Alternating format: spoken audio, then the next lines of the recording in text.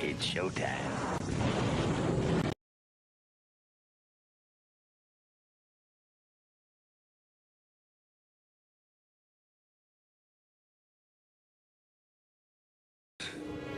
It's showtime.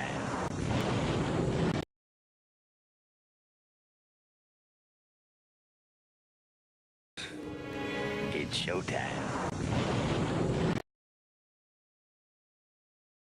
Guys, AWA here. We're on Sunday evening, football Sunday, the week one of the NFL season. Yes, yes, on this beautiful Sunday. I hope you're all doing good tonight. We're gonna be taking a look at Grace Randolph tonight. Okay, this video is about Grace Randolph and her review of Beetlejuice, spoiler review, Easter eggs, ending explained. That's all we're looking at. And yeah, that's tonight. We're starting earlier than usual. Come chat with me if you want. I'm looking for my phone. I'm sorry. Where did I put my phone?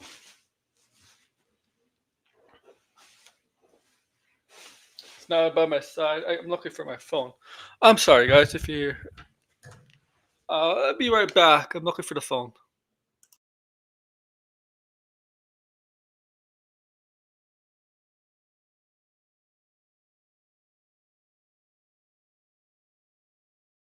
Okay, I found my phone. I'm sorry about that. I'm sorry.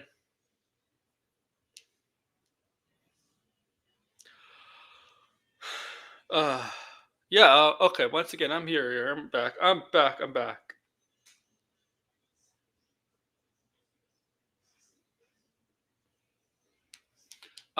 Once again, I'm sorry. Alright, guys. Yeah, spoiler review from Grace Randolph. Make sure to like, share, subscribe, and comment below. Do all that for me, please. Please. It really would help me out.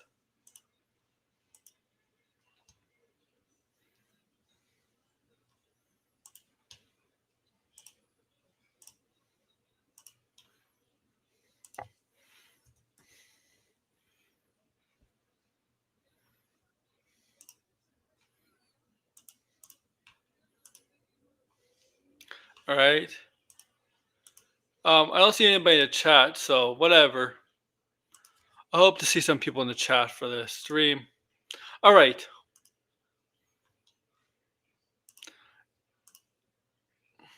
Invitations. Going out! There will be some invitations going out. Like I said, I promised invitations. So, invitation number. Oh, I forgot the. Yeah, I am a fan of Beetlejuice. What do you think? What do you think I'm doing this? Of course I am. And also here, invitations going out to you. All right. All right. So also, yeah. So invitations are out.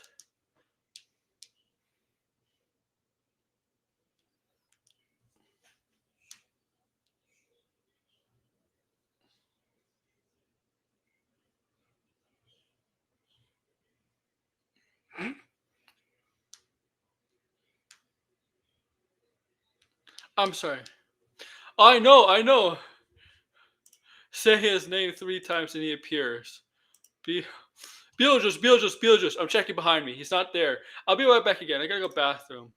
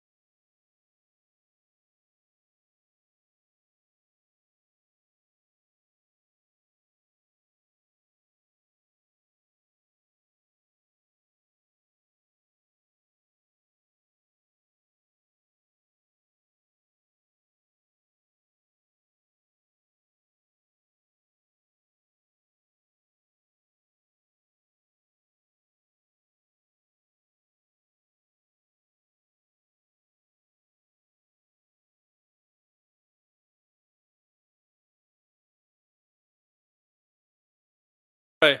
Jenong, that's a good question. You gotta ask Tony that question. I don't know. I'm not I'm not asking him. I'm not gonna make a big deal out of it. I'm friends still with Tony. I'm cool with Tony. I'm friends with Tony. I still talk to him time to time. I send the streams when I can. I have no. I really don't have any issue with that. If he doesn't invite me, he invites me. He invites me. That's I right. I have no problem with Tony at all. We're cool. Me and Tony are fine.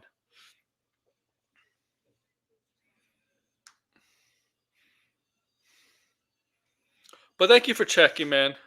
Thank you for checking. Um,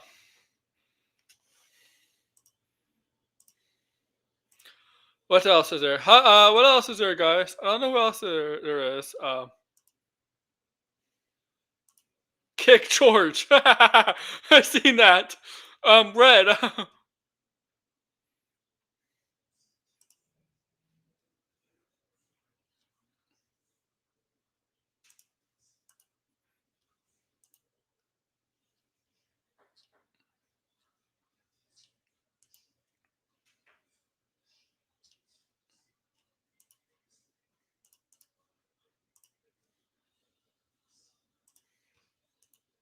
All right.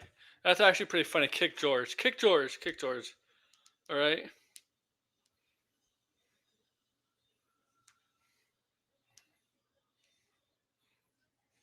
I don't think they're in the chat. Oh, whatever. People I'm talking about. All right. All right. I did tell my usual co-host Blinded that I was gonna start earlier this because this is a long stream, long video. Oh, hey, Finbar. I don't know if you're free. If you want to come in, you could come in. But this is 27 minutes long. Long. I don't think Fin. Tap that. Shut up. I know you would. It's good to see you, Finbar. By the way, it's good to see you. Uh, so I seen the movie. You could check out the spoiler review Friday night. I seen the movie. Okay, that's what I'm doing this review, obviously, because I seen it, so I can see what she has to say, and how it lines up with me, with my view, my opinion. It's okay, Finbar. Just stay in the chat if you want, because I'm gonna bring up your girl. 27 minutes long. All right. Give me a like, smash the like button, do all that for me, please, if you can.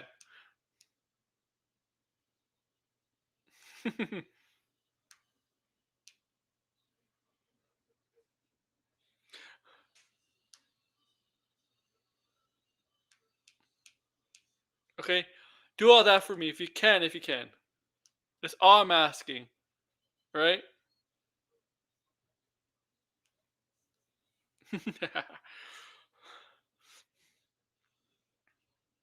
I wonder where Red is. Usually Red is in here, or Rocket, or Wizard, or somebody cynic. I don't know. Similar.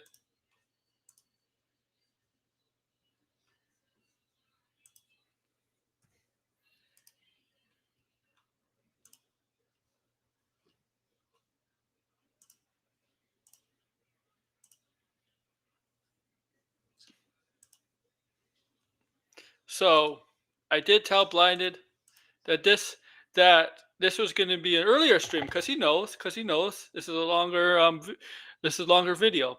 Now I thought the review this spoiler review stream of Grace. And I know JFC. I know fanfic.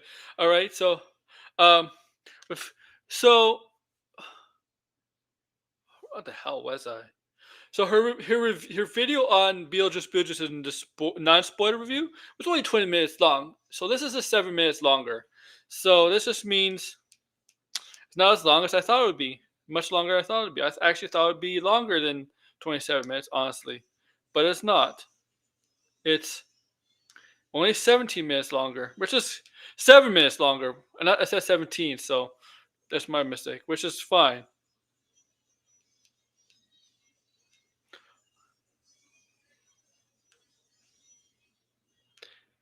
And you know what? There may be some things where I agree. Fuck you, Streamlabs. Take a timeout. Can I time out, Streamlabs? Just let me check. Oh, you did time them out. You can. Thank you, Finbar. All right.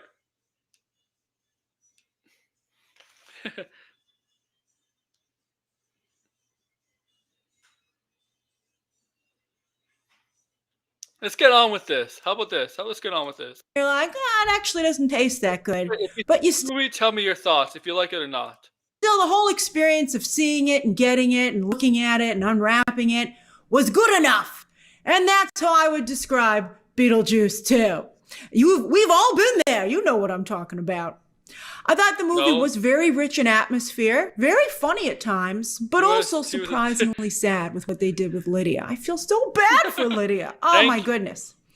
The movie also has some very Yeah. He was a dick to you. Yeah, Streamlabs is a dick, man. Streamlabs is really, really a dick. They are. They are a dick. It's a fact. clever ideas, but unfortunately is sloppy in executing them. Again, where is the executive with the red pen who goes, you got some good stuff here, guys, but I need to make some notes. All right, so let's discuss. And She is kind of right about some of the story, the plot points. It's not the strong suit. It is kind of a little all over the place. She is kind of right. this is a spoiler review, so you can go to town. You can mark it up with the red pen yourself in the comments down below. Now, there's only one element in the film that 100% I would have ripped out, and that's the bit with the baby. And I know a lot of you are like, what could be wrong with this movie, Grace? Who would ever imagine the bit with the baby? I think Beetlejuice using his powers to make Lydia pregnant, you know, when he'd been stalking her and she's made it very clear that she does not want anything to do with him. I just really felt it crossed the line. And then right off the bat. I think this is what Blinded wanted to talk about. So there's a scene in this film. I'm gonna spoil it. She is right. There's a scene in this film where the guy on the right of Lydia of Winona Ryder's character. He says to Beetlejuice 3 times, right? And you know what happens when you say Beetlejuice 3 times? They get sucked into his world. So they get sucked into his world, okay? They get sucked into his world, and they end up like in an office, and Beetlejuice there, you see at the top, is portraying himself as a couples therapist, obviously, but you know he's in love with Lydia, and there's a point in that scene where Lydia's stomach started to get bigger and bigger and bigger, right, to a point of a pregnancy, not fat pregnancy, and she lets out a disgusting baby version of Beetlejuice. Okay, Beetlejuice, and that thing chomps on Lydia's leg, biting it. And I think that's what she's talking about, and she thinks that's too far. Okay. Now, let's see what else she says about that. And the baby immediately comes to term, bursts out of her stomach in a tsunami of water. Yeah. And then, being a demon baby version of Beetlejuice, no connection to Lydia at all. I'm like, isn't Lydia the mom? And then it attacks Lydia, and it starts gnawing on her leg. And at first I thought it was just gumming on her leg because it's a baby. But no, apparently it has teeth already, because you can see Lydia's leg all chewed up with blood and stuff. I just thought it was very disturbing. Now, luckily, Lydia gets herself out of there pretty quickly. I didn't think it was disturbing at all. I mean, like, it's not like he banged her or anything. He has, I mean, this is Beetlejuice, man. He's a degenerate. He's a degenerate. He does shit like this, and I think the spawn of Beetlejuice would do shit like that too. Don't you think?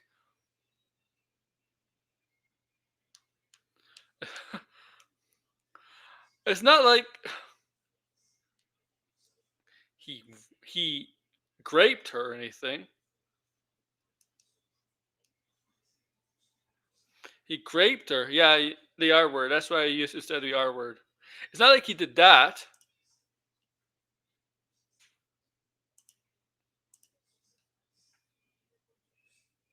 All right, come in blinded. I will be on soon. All right. You're a clown, but you can't do that job. That's you can. That's funny though. That's funny. I like that. I like that blinded. I like that.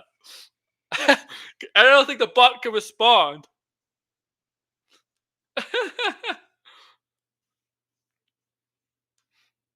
All right, blinded.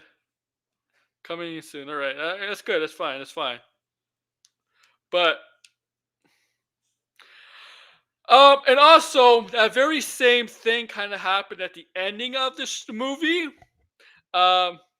which was actually a dream sequence, a nightmare sequence. But something a little similar happened at the end of the movie too, with Lydia's daughter, Astrid, Janet Ortega's character.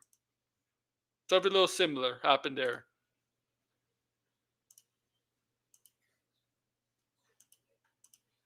Okay.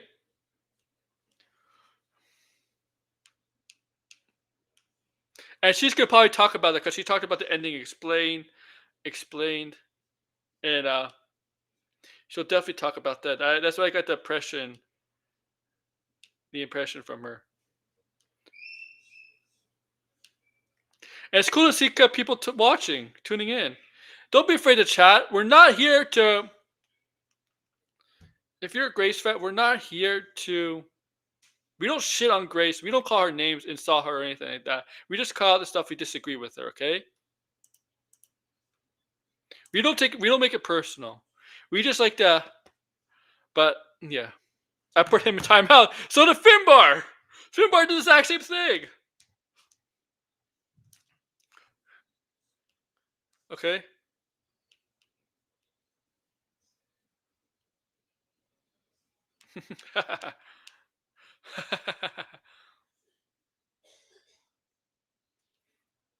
That's blinded. He's gonna be on. This is he usually does the streams with me, and I gotta press it for Finbar when it comes on. Not when for blinded, and I gotta invite other people on, but um.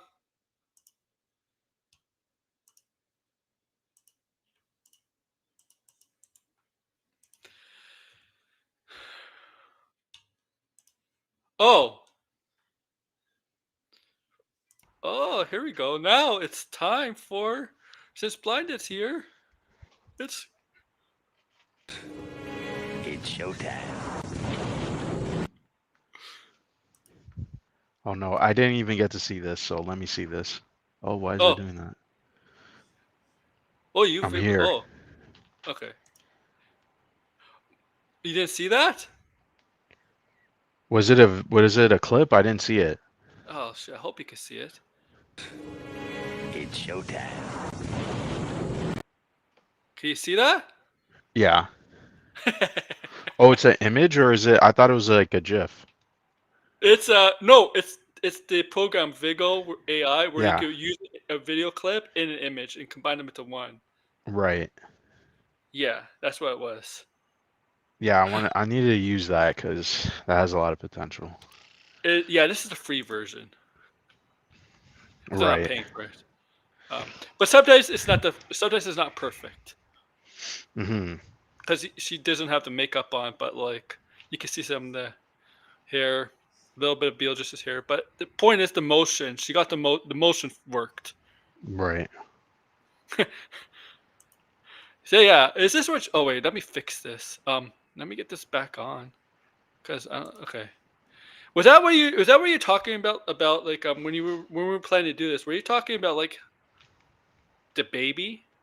You said something about. Well, I didn't watch the spoiler video until after I saw the movie, but in her normal review, she talks about that the movie is surprisingly about or how Beetlejuice is a stalker or a creep or and it goes in like pretty in depth in the movie and there's like commentary on it.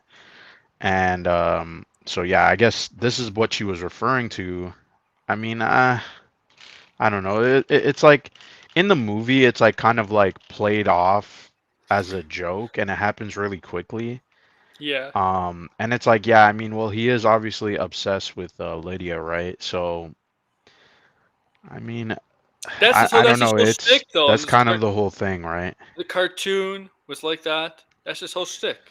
Yeah, it's not like they romanticize it or make it seem like, oh yeah, like Beetlejuice is the good guy. It's never like that, so it's like kind of weird to like ass- assume that because it's like he's like that in the original movie too, right? Yeah. I even said, "Hey, is Beetlejuice a pedophile?" Right? I made that joke because it's like, yeah, he is a very weird, In the creepy kind first of guy, the first and movie and is. This one yeah, isn't. in the first movie he is, right? He was Yeah. flirting and trying to steal what's her name, Alec Baldwin's wife in the movie. I forget her name, but um Oh yeah, yeah. I forget her. yeah, so it's like, I don't know. It's her like this point, it's like I could see what she's talking about here because that is what the movie is about because, there's other characters who reflect Beetlejuice in a way where it's like, you know what I mean, where they're commenting Hmm. on his traits, right? Like Lydia's new boyfriend that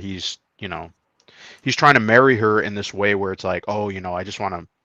Well, as we learn at It, the ending of the movie, he wants to marry her just for the it's money, right? it's weird because like yeah, Beatrice is a stalker and like creepy, but it's weird. I think he's the difference between him and a boyfriend or the sleazy producer is like I think he cares more about Lydia than the sleazy producer.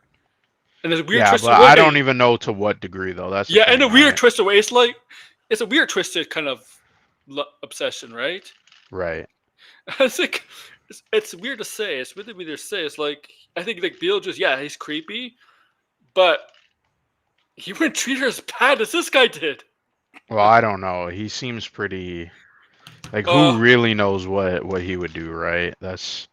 And on I top of mean, that too, it's like he has he's a picture of her when she was like a kid. It's like it's still weird, right? yeah, yeah. Let's get on with this. I just 2 minutes in. By saying home, home, home. I forgot that was a trick. I don't even remember that being a way to get out of the model. But I anyway, it do, works. I do. And she seems unfazed by the encounter. But in fact, no. Unfazed. She went out. She was venting. She was venting like a man or whatever. She was unfazed. She was scared shitless. Blinded. Wasn't she like when she got out? She was panicking For what? Say that again? after we encountered Beetlejuice. Wasn't she panicking? Yeah, she was panicking, and I mean, she left, right? Like very Yeah. quickly. She did the But she she's says like, go home, right? And she she said went like home. she said unfazed. No, she was panicking. No, yeah, she was panicking. I don't know, talking about unfazed. Like she was like Huh? unfazed when it was all happening because she was in shock, right? And then she's Yeah, like, I gotta go. but So I don't know, after. Grace. I feel like Grace is like, she's like, okay, the themes are there, but I feel like she's kind of making it seem like they didn't do it in an appropriate manner, which is not true at all. Like the movie, like yeah, this movie. Because here's the thing, right? I said this about the original movie. As a kid, I watched that movie. I never really put together some of the stuff in it, but for some reason, now I see, oh yeah, it's a dark movie. And this is like very similar with this sequel. So it's like, yeah, I mean, there was kids at the movie, right? And parents didn't really seem to have a problem with it. So, No, no, kids could see this. yeah, I think it's a PG-13 movie. Right? So, I mean, If you maybe really not think for like about, young kids, but if you really think about the original film, that actually might be more scarier for kids than this film. Because it's the 80s mm, style. It's 80s styles horror. Because it's like, maybe the kids now. Yeah, the yeah, kids growing up yeah. now. That's because Jan. That's because Grace Randolph is a soul sucker. Yeah, she's a succubus. Yes. Oh, she's traumatized. It's gone deep within her subconscious because at the end of the movie, with that ending that turns out to be a nightmare, so she has this nightmare. Well, at Yeah, first and it also starts too, the out like a baby beautiful comes dream back that she as and a joke. So Yeah, and I don't yeah. think that's like null and void, right? Hmm.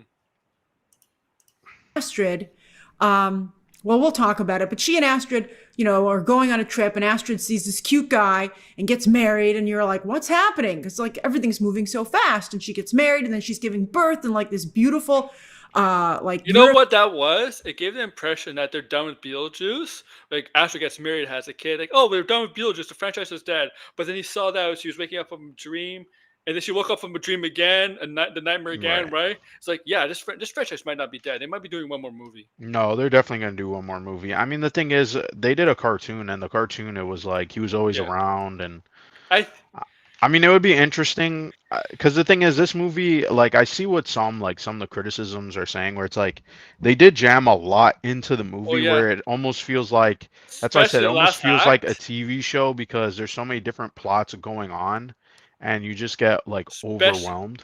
Especially the last act. Yeah, where it's like they got to wrap up everything very quickly in a satisfying way. Yeah. But I wouldn't mind if they did I mean, it seems like they are. The movie is pretty successful. It makes sense that they would do one of another the one. highest grossing films in September period right now. Right. It's successful.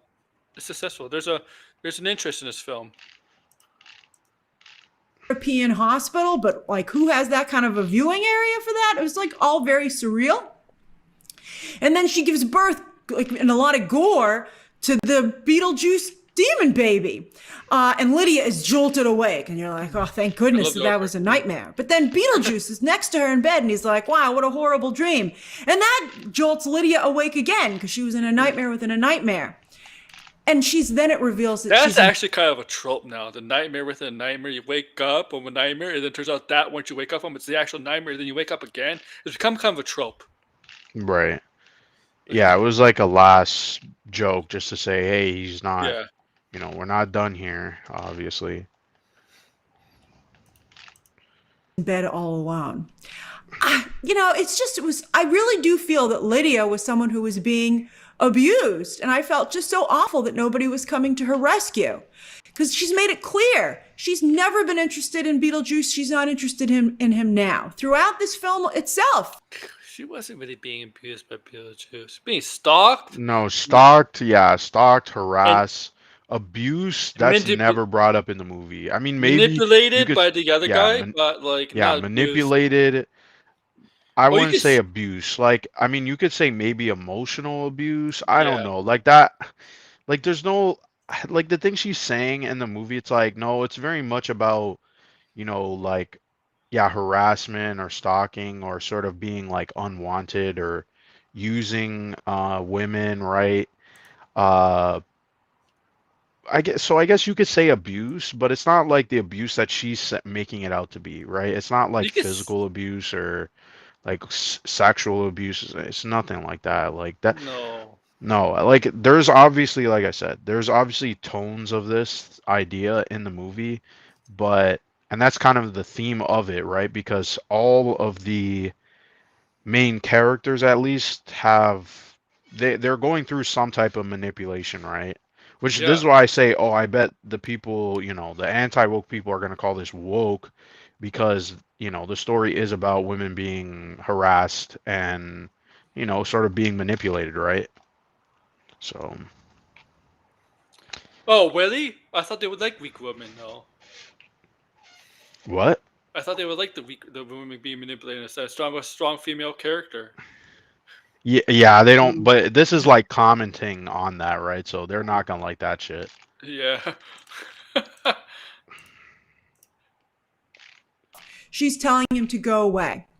Like in the first movie, yes, Beetlejuice was a perv. Whatever. He was a harmless perv to a degree. He crossed the line, but not like he was not a harmless perv, by the way. Like, he was a perv that was gonna kill everybody. What the fuck is she talking about?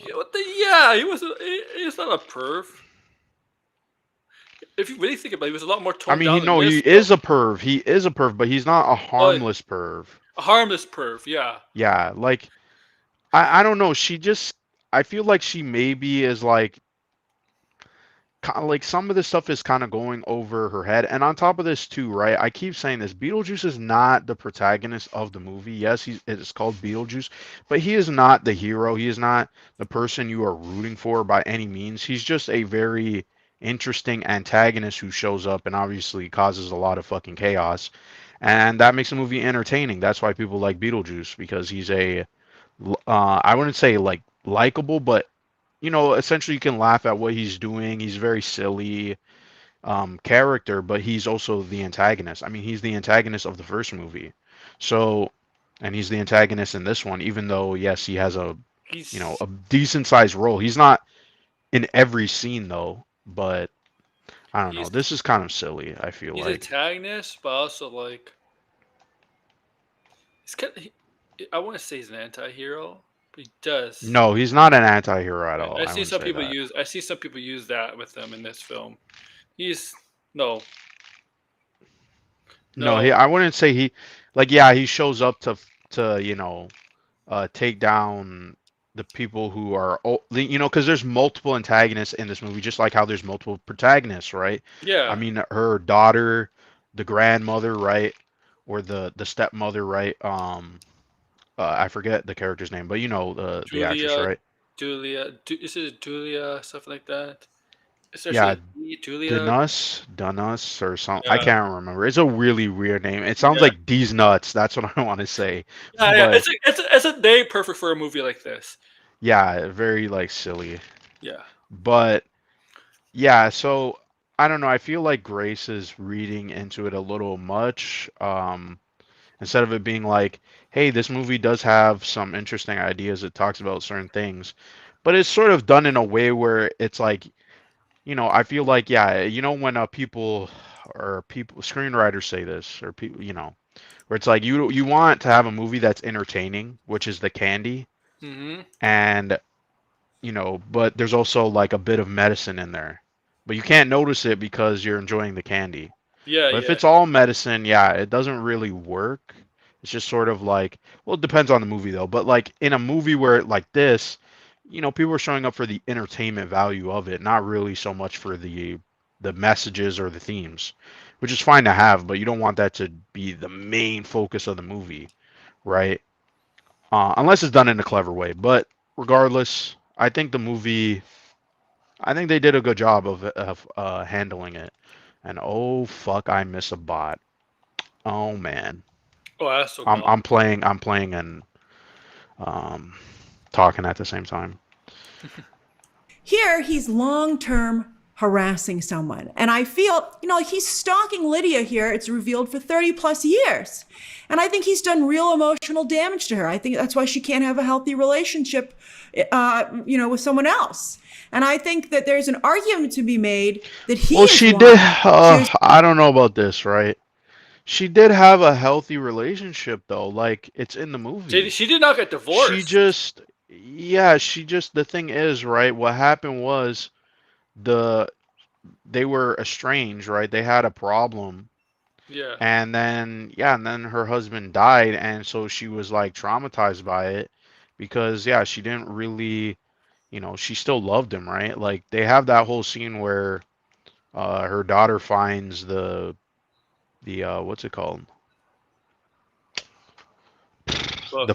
The photo album, right? Yeah. And then she sees the photos of herself when she was pregnant, and she's like, oh yeah, this, like I remember this, but like that was a long time ago. So it's like she clearly did care about the husband. It's just, it just didn't really work out, and she didn't know how to articulate herself properly, right? Mm-hmm. In that relationship. So I don't know. I feel like she's kind of like the movie. I mean, they also have that scene where they do find the dead dad too, and they're at the table, and then it's like, They yeah, I hug. have to Yeah. go. Yeah. Um, I do think they should have maybe like given an actual explanation of why she couldn't see him when he was dead. They didn't actually explain why. No. They just sort of like they bring it up, but it's never mentioned. And I was kind of like, my thought was, oh, when they established that, I'm like, oh, he's not dead, right? And that's just gonna like maybe he's gonna appear somewhere or something. But no, he was dead, but they never say why. It's like, okay, why couldn't she see him, right? And then why couldn't he be there at the ending too, Yeah. right? He was Now watching that them. both of them, He was. yeah, now that both of them can see ghosts, so Yeah. I don't know. Has become a quiet and timid person. And why, again, as I said, she's alone. And it's just very sad. It's very sad. She's exhibiting, I think, I think it would be interesting to talk to to see what a a professional psychiatrist viewpoint would be. But she seems to me like someone who has very turned inward because of what's happened to her. And I just felt so bad. But she was always like that And then though on too. top of that, Yeah. She was always like that, to be fair, but it's like, yeah, she's seeing Beetlejuice everywhere, which again, that's also not explained very well. It's like, I guess yeah, you're supposed to be like, okay, thematically, it means that, yeah, he's like stalking and harassing her and showing up. But, I kind of do wish they explained a little bit of, okay, like Beetlejuice is obsessed with her, but why? Because in the last movie, the way that, even though I made that joke, yeah, he's a pedophile, right? But um, he he's only marrying her as a means to an end. So why was he still obsessed with her afterward? That's the one thing I kind of wish the movie would have explained a little bit, is like, why is he stalking her? What's the reason? Instead of it just being, oh no, he's just like, yeah, he's just stalking her, right? Because they did explain why his ex-wife was going after him, right? But they never explain why he's so obsessed with Lydia. Like, why can't he be obsessed with somebody else? Is it just because she was the one that let him out There we go. and to reality? Maybe it's that reason, but Here's the mother's I name, don't know. Delilah, because it's right here, Delilah. For what? The mother's name is Delilah. Oh, Delilah. Because Okay. it's right here. It's right Right. on the video the whole time. We're so Oh, stupid. Janong says Grace has crazy eyes. I mean, well, and that's why she's hot. that's that's really it. You know they say crazy women are the best in the bed. No, man. That I mean, yeah, it's she does revealed that got her crazy current eyes. boyfriend Yeah. Rory and also her manager and forced It's not her fiance. manager though. It's a producer. That's a different thing. Well, yeah, he's the producer, right? Oh, Yeah, it's not a manager. no, Is yeah. why does everybody want to marry poor Lydia? And she doesn't want to marry any of these guys. But it turns out he's a con artist who is only with her because she's famous and he's using her for his That's own. not. Yeah.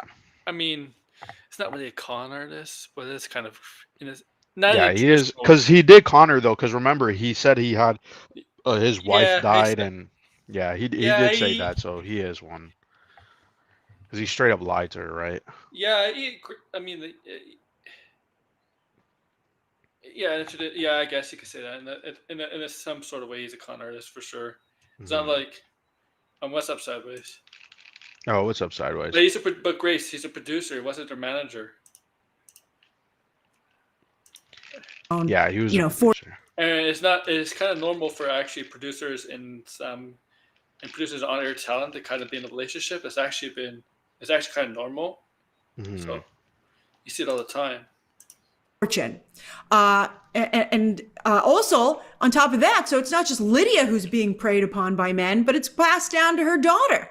Because Astrid meets this guy who seems too good to be true, and he is too good to be true, because it's revealed he's a dead guy who's not just dead, but a murderer who killed his own parents, and he tries to trick Astrid into trading places with him. Yeah, the women do definitely get played around and on. Yeah, they get played 100%. I mean, yeah, it's a shame, but like that's what I'm saying. That's the theme of the movie, right? The thing is, it's easy to do that when you could easily prey on somebody if they're going through a tough time, like if they're in mourning, right? If they're going, like their father and grandfather just died, right? So it's easy to try to take advantage of that with that, right? Try to take advantage of that because they're shouldn't be in the best state of mind. So like people like worry or people that like that boy be like pick on that when they're the weakest point mentally, right? Like. Right, so like they're not strong mentally because they're going through a tough time. So like they see that. That's what people like that do. They see that when they see somebody that's at their weakest point mentally, that's when they attack. Right. Right. Yeah, and I mean, like, sorry to say, but like women are vulnerable to that, right? Yes, the thing that differs between yes, that's true. Yes. Underworld so that he can go back to the world of the living. And you're like, whoa, like the only good guys are the dead guys, Lydia's ex and, the character of Charles. We'll talk about Jeffrey Jones a little bit. But, let's get talk about that. There's a line early on in the film where Delia says there are no... They're human, but they look like witches. Seriously, they look like witches. Like, Yeah, they do.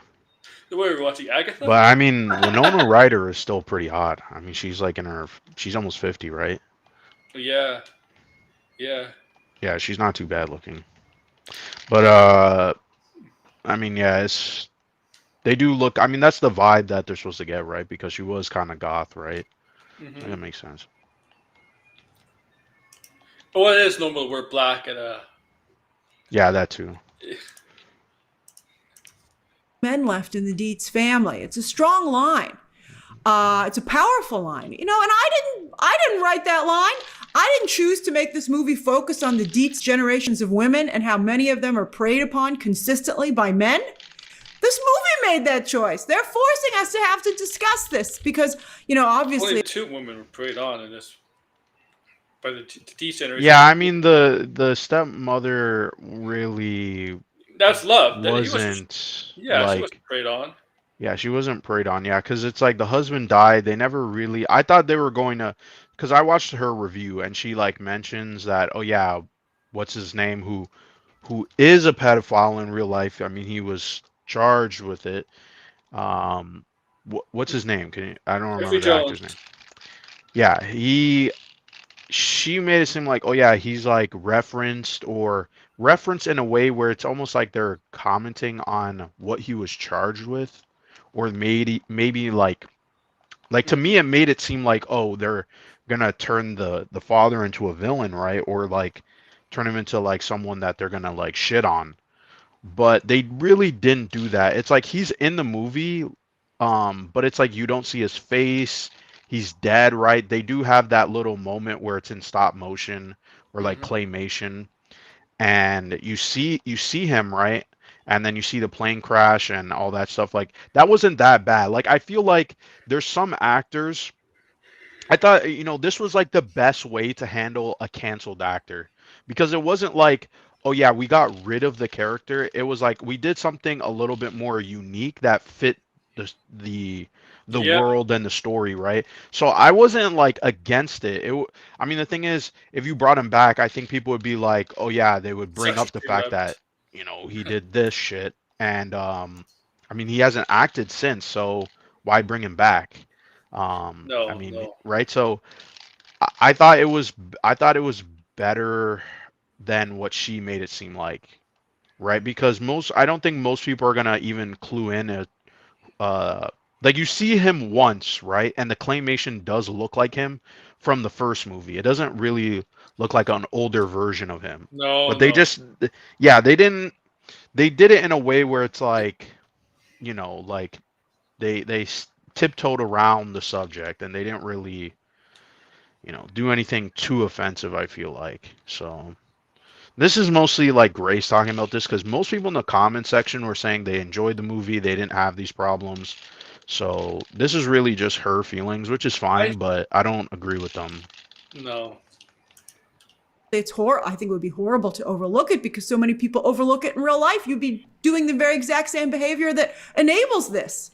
So I think it weighs the film down and it weighs the character of Lydia down. And I don't understand why they put it in the movie, especially because they didn't do a particularly good job having this conversation that they introduced. You're like, who snuck vegetables into my Halloween cookie? What? What? Yeah, I mean, I could see what she's saying. Like, there's no like definitive conclusion on what's going on. Like, why does this happen? And right, because it's like, yeah, the daughter and mother were played 100%. They got played, but I mean, they don't really. I mean, what was the reason why exactly? I don't really understand, right? It's like when that all that stuff, that love stuff was going on. Because one of my pet peeves is I hate when they jam in romances that don't really make any sense. They don't really fit the story well. But when the twist happened, it was like, okay, I understand what you're doing, right? This is much better than just being like, oh, he's a love interest and blah Yeah, blah it turns blah, out to be right? something more. Yeah, No, there's something else going yeah. on, right? Obviously, yeah. I don't like that either when they just jam for the romance for the sake of romance. Yeah, yeah, yeah. Like the romance I feel like should complement the characters. It should, make them Yeah, more interesting. It shouldn't just be like we're just gonna have romance for sake of romance.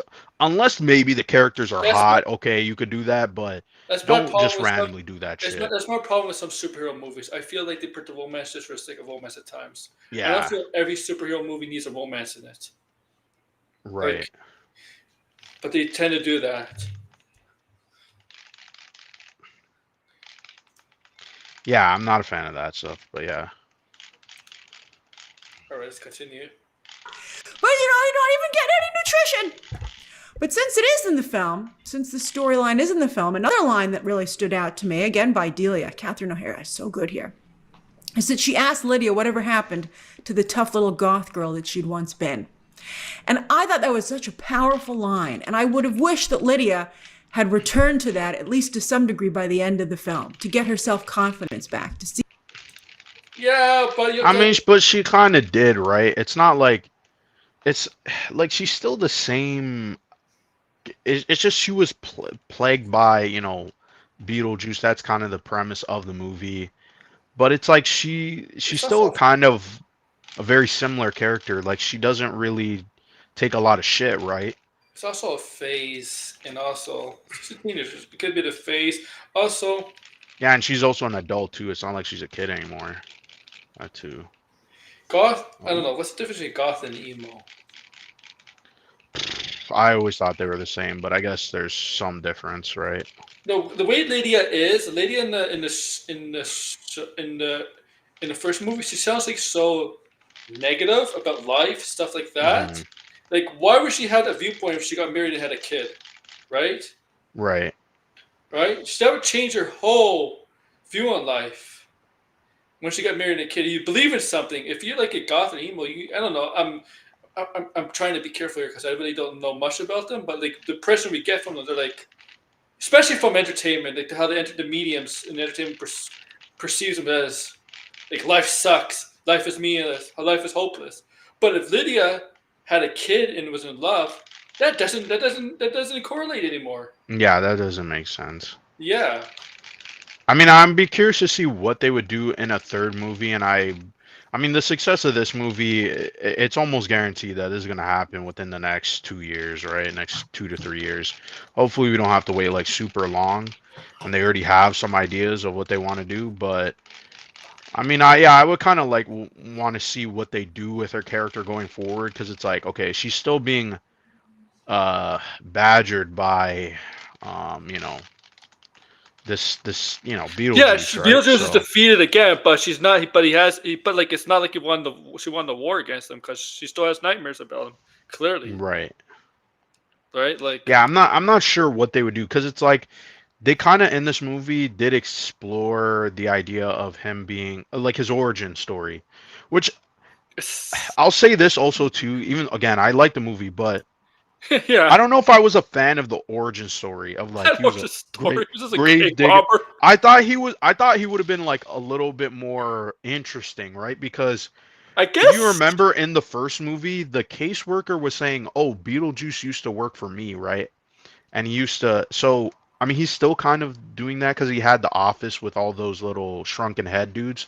But I thought they would have like, if they gave him an origin, I thought it would have been something a little bit more interesting, right? Still with Something this. where it's like, oh, now you can understand how he operates and how he acts and stuff. But it's like, no, he just died in he got poisoned. He And got poisoned and we killed his wife. yeah, I wasn't like it was a fun scene. I liked the scene, but it's like I don't know if I like the idea of the origin that they gave him. Personally, I would have liked to seen something else. I mean, wait, when you die, that's pretty much how your same personality is. When you're living and you die, it's pretty much the same person. Right.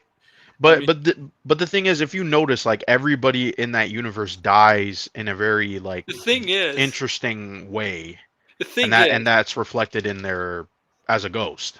the soul sucker, Dolores, I think her name was. She was not Hmm. human in the real world.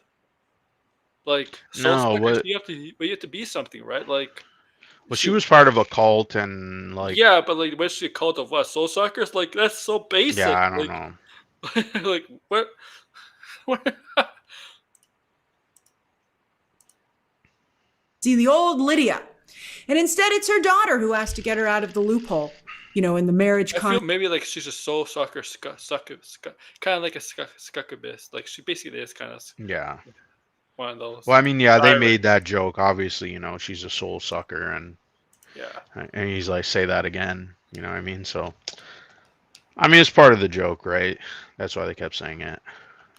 This was rumored a long time ago. Yeah. What was that?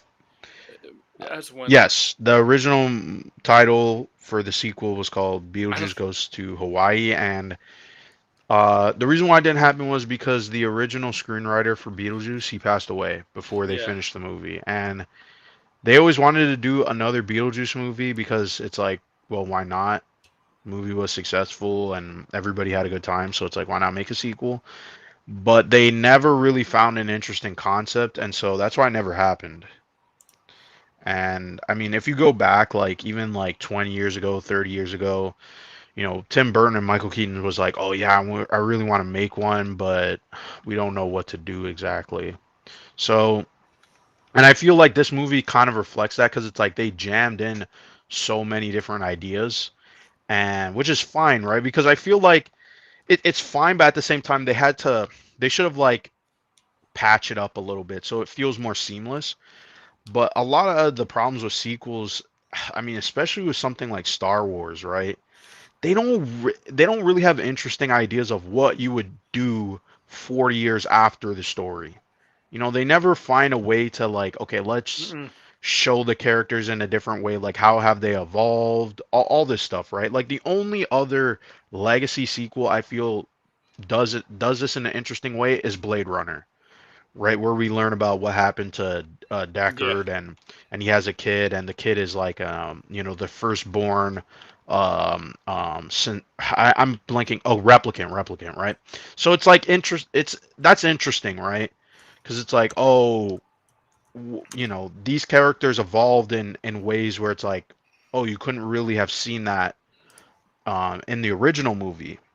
But Star Wars goes nowhere. Everybody's the fucking same. Han Solo's an old man, and yet he's acting the same, right? It's all things like that I don't like. Evolve the characters as they age, So Of I think this course, of movie course. did a decent job Well, of the that. people were pissed at Luke Skywalker for not being Luke Skywalker in Last Jedi, and I don't Right. think he was the Or, problem.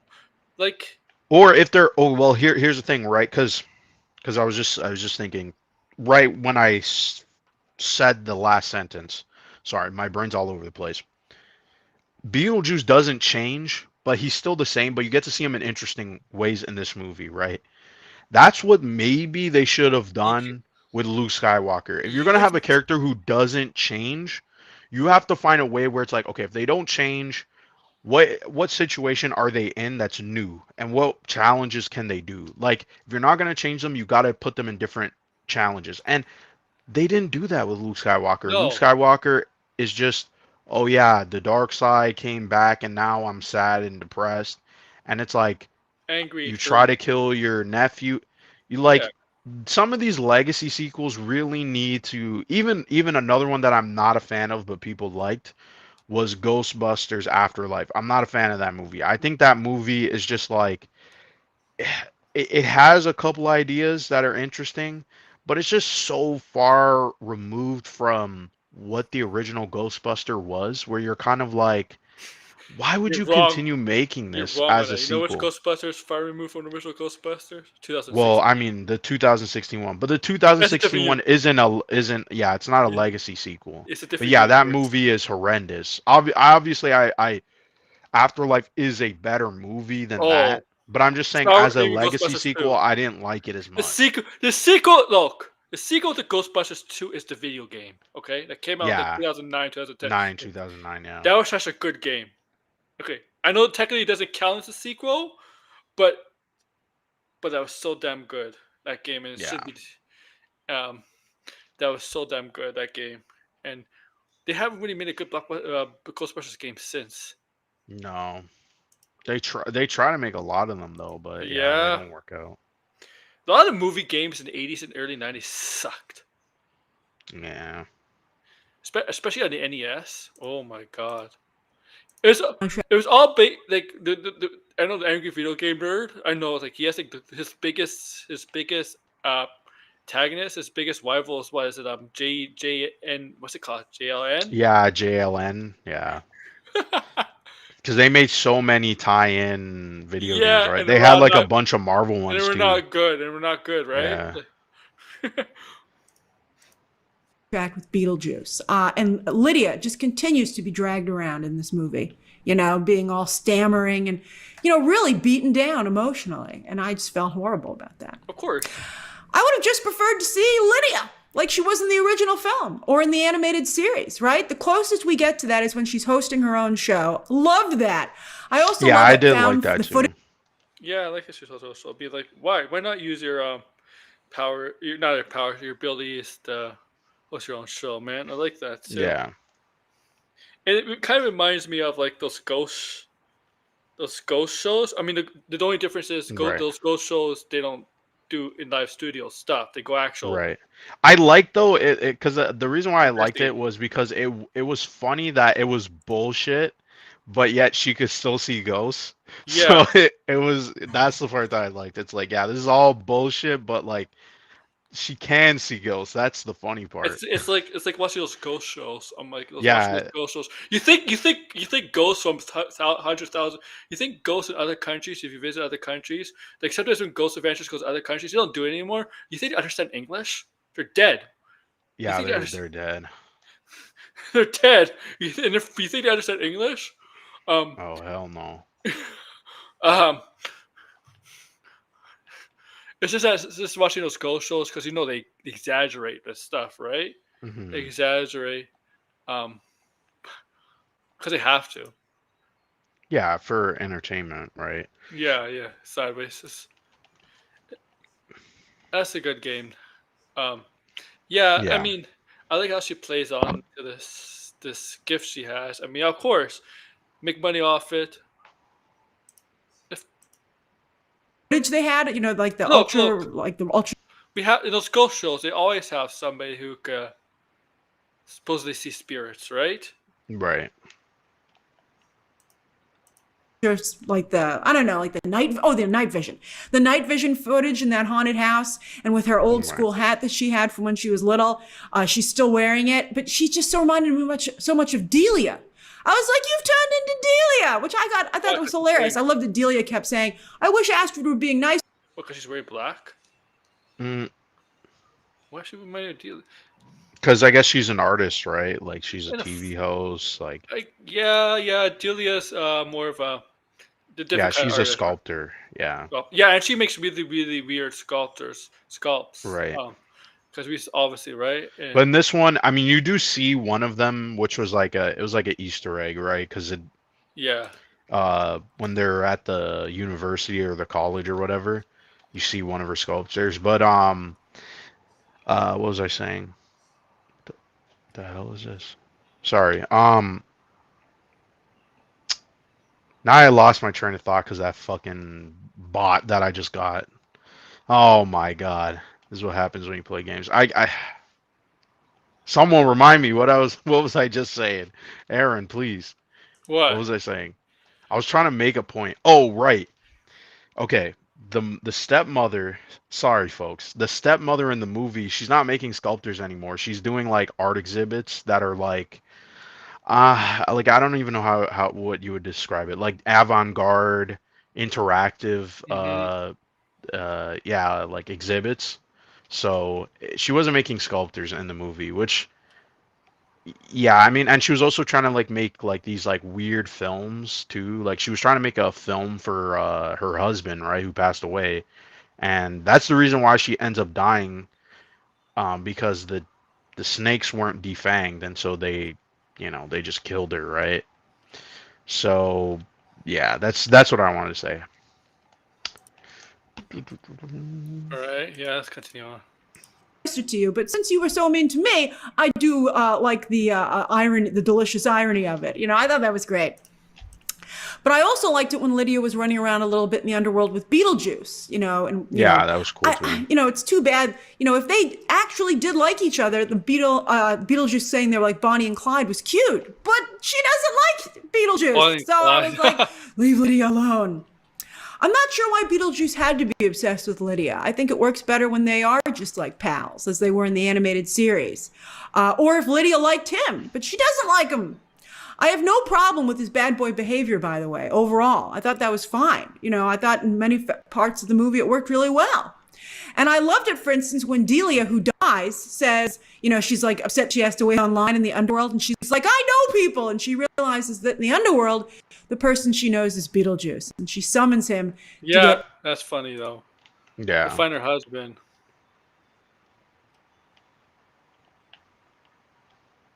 Yeah, to find her husband for sure. Insider treatment. That was a great Beetlejuice interaction. And I also loved her, by the way, mentioning that she's like, does global entry work down here? And I thought that was hilarious. I thought that was so funny. I love that stuff. I think Beetlejuice works best when it highlights, the mundane of the underworld. That's how the first movie worked so well. And I think that's when this second movie also does the best. I just didn't see why he had to be harassing Lydia for 30 years. It was sad and it was not needed in the film. The movie is definitely... Well, what's the most plot going to be? What would the plot be? Yeah, what's the plot? I mean, because as I was saying previously, I just wish they gave maybe just like one explanation and then you're like, okay, fine. But yeah, like, it is what it is.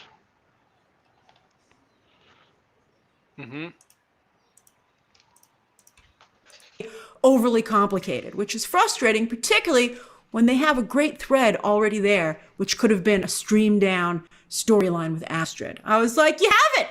I see it! It's right there! All right, so it seems in the Broadway musical, which I've never seen, I know some of you are a fan of it, but in the Broadway musical, Lydia's birth mother is dead and in the underworld, and Lydia very much wants to see her, and that's a subplot in the musical. That's what she wants? Here, Lydia says her birth mother is still alive, and I'm like, then why isn't she in this movie? Since you've made it a movie about the generations of the Dietz women. Well, they never really. I mean, well, the fact that she does mention this and they don't include it, I mean, that could be a potential plot point for the next movie. You know what I mean? So, so I wouldn't. I mean, remember, they did a lot in this movie, so the fact that she is bringing this up, I feel like, yeah, that wouldn't be surprised if that's in the third movie.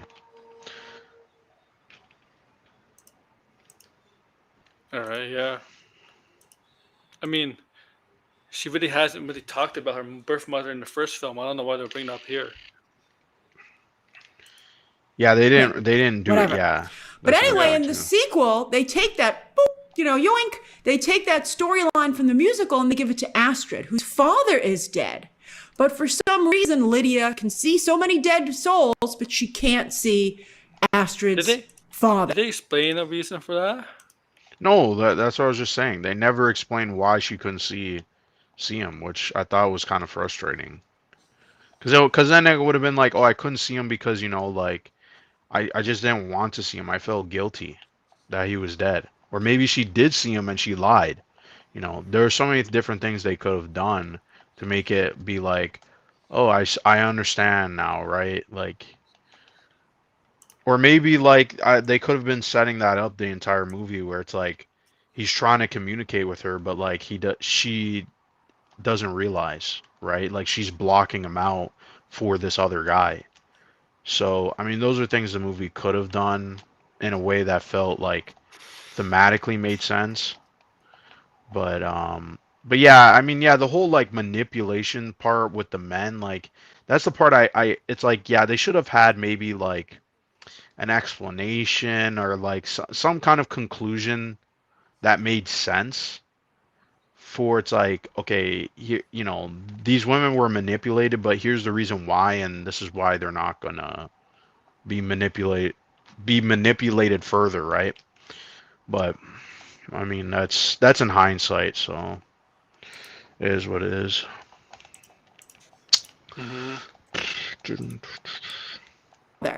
And that has led Astrid to believe that her mother is a fraud with no real abilities, or else couldn't she see her father? Richard, his name is Richard, because, Lydia's actual father, Lydia's father is dead and Astrid's father is dead. And they died the same way, by the way, both going on these crazy exotic trips to, far off locales and being killed by animals or, a shark or we find out piranhas. Why would they repeat the gag and not even acknowledge that they repeated the gag? You're like, that's just, how do you not even have at least a line about that? Like, that's just so bizarre. Mm-hmm. Now, the fact that Lydia couldn't see her ex made me think that maybe her ex wasn't dead, right? That's what I thought too. Yeah, that he was dead. Yeah, Again, that's what I was thinking, right? Because it's like, why say that if he, you know what I mean? But they never explain it, so that's a shame. By piranhas, and the little flapping piranhas on his body got some chuckles from my audience. It was a good sight gag, and he's a clerk, it turns out, in the underworld, and that's how they run into him. Yeah. But based on the rules established in the first movie, if he's a clerk in the underworld, doesn't that mean he committed?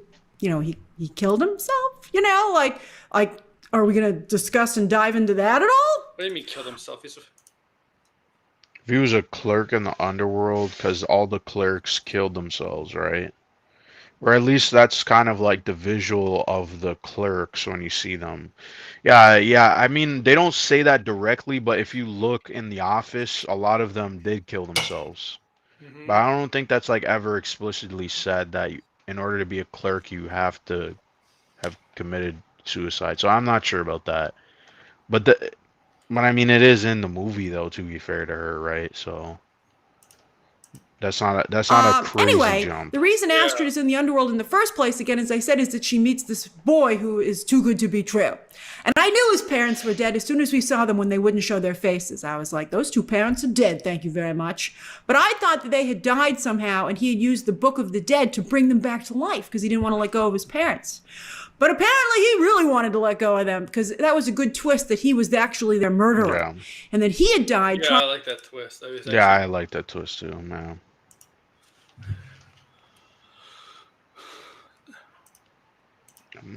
Trying to avoid the police in his treehouse, and that's how he'd fallen out. I thought that was amazing. I thought that was really, really well done. It was not only a great twist, but it reminded me a lot of so many of the great ghost stories that I'd read growing up. Like, hello, Lois Duncan. Your boyfriend's actually dead, and he's a murderer. And it was such a cozy house, and I just thought it was so cool. I just really liked that. I was like, oh, this is excellent. And I liked the way it was revealed. Lydia was such a great mom. She's like, I want to go and say hi to his parents. And you're like, that's a responsible thing to do. Yeah. You see, Yeah, that's true. She is responsible. I did like that she was the one to drop her off. So when she sees the boyfriend, you almost forget that she can see ghosts, and that's how she saw him. Yeah. So it's like, oh yeah, shit, I wasn't even really paying attention really, but yeah, that was like a little good, like, what do you call it? Like to throw you off. I like that more because I feel like, I was like, man, I was stupid for not realizing, but I mean, they did bring the mom along, and she can see ghosts, so. But yeah. She should have done it. And I like the way it was revealed through the real estate agent, bringing back the real estate agent, right? Only now it's the daughter. She's like, I just can't sell that house because of that murder that took place there. And that was all great. All right, so there's your story. Why couldn't Lydia be co-parenting with her dead ex, which would be such a Lydia thing to do? And Astrid, frustrated that she can't see her father herself, Lydia could be speaking for Richard, who's dead, and Astrid's like, did he really just side with you? I don't believe it. So she makes a deal, somehow finds out about Beetlejuice, and makes a deal to enter the underworld and look for her dad. I mean, it's all, as I said, it's right. Be right back, guys. Oh. I'll look in the chat. Let me pause this until he comes back. So we got Sideways here saying the best tie-in Marvel game I heard is Wolverine X-Men Origin game. Yeah, that game. I've never played that game, but I've seen some cutscenes and I've seen some gameplay. It does look pretty good. So let's see. This is some older comments, so we got George. Also, they probably wanted to put in plenty of stuff in case they never made a third movie. Yeah, yeah, that's I mean, even Grace mentions that at one point too. So I agree with that. It makes sense. It's like you want to put in as much things as you can, just in case. It's like, hey, we're never going to make another one. But I also feel like they kind of had to have known that they were going to make a third movie because it's like, I mean, it's kind of weird because it's like Beetlejuice is like, I mean, yeah, it's definitely an older movie, but it's still remembered and people talk about it like, how come Beetlejuice never got a sequel? Even with people who are not like super hardcore into movies. So it makes sense that this movie is successful. It's like, I mean, I'd be surprised if it wasn't, because then it's like, oh shit, I guess, the original movie wasn't as popular as people made it seem like, Yeah. despite, yeah, despite it being popular or successful at its time. But, you know, I'm glad it is successful, and I know people don't necessarily like the movie. It's fine, but I did enjoy it, and I'm like, hey, I wouldn't mind seeing another movie. Like, you can do one more movie and, do something really interesting, unique, bring in some interesting actors, Mhm. because I don't know. I don't know if she goes like super into it much. I don't think so, based on the chapter time she's saying. But one of my favorite parts of the movie was William Dafoe. I mean, William Dafoe's always great in everything he's in, to be fair.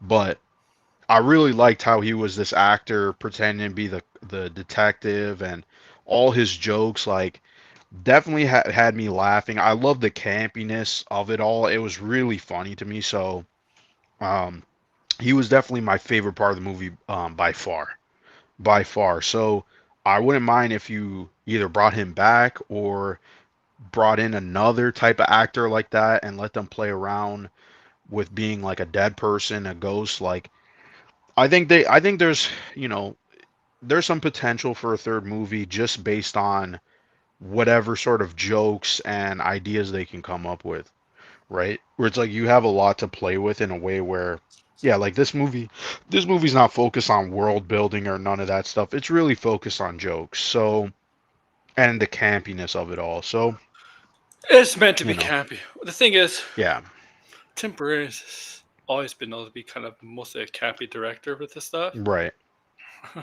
I mean, his Batman is not world building, really. If you think about it, it's very Yeah, it's camp, very very camp.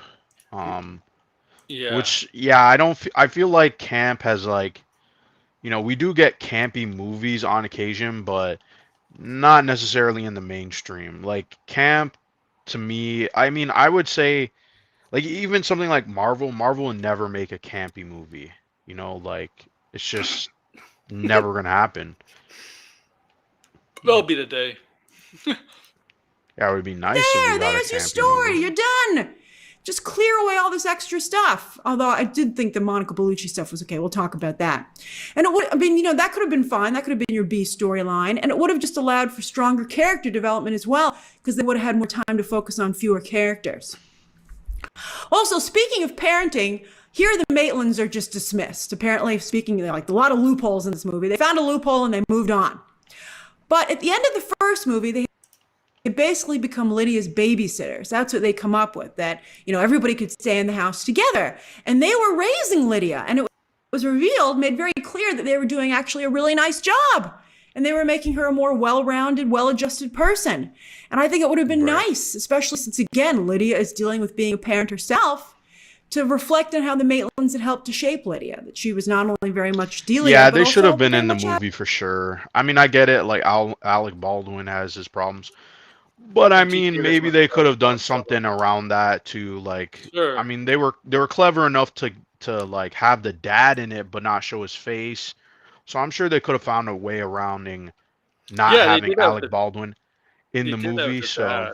That's a good point. They did that with the so dad. yeah, and the whole excuse of, well, ghosts can't age, that's obviously bullshit. This movie's campy. It doesn't really matter if they look older. So that stuff doesn't make Um, sense. Yeah, Ghost Cat. yeah, and I didn't like that they were like, oh yeah, they just They're they moved on. It's like, what? Like, Ghosts can really? die. They get the soul sucked. I mean, wait a minute. Well, they go to the great beyond. It's almost like they just cease to exist, which I don't know about that. Yeah.